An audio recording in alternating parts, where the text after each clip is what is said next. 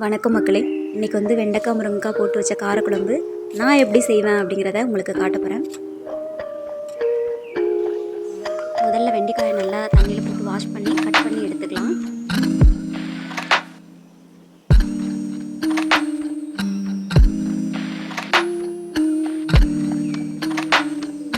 அப்புறம் ஒரு கடாயில் கொஞ்சமாக ஆயில் ஊற்றி அதில் வந்து நம்ம கட் பண்ணி வச்சுருக்கிற அந்த வெண்டைக்காயும் சேர்த்து லைட்டாக ஒரு 4 நிமிஷம் வர மாதிரி நல்லா வதக்கணும். கொஞ்சம் அந்த தண்ணி ஈரப்பதம் இல்லாத அளவுக்கு லைட்டாக வதக்கிட்டா போதும்.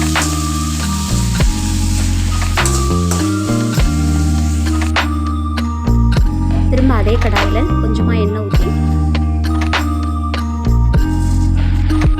கடுகு, உளுந்தம்பருப்பு, வெந்தயம், கருவேப்பிலை எல்லாமே போட்டு பொரிக்க விடணும்.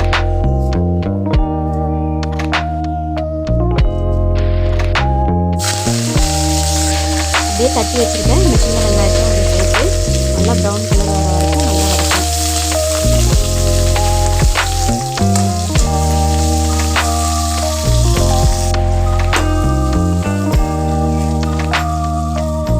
இப்போ கட் பண்ணி வச்சுருக்க 2 வெங்காயத்தையும் சேர்த்து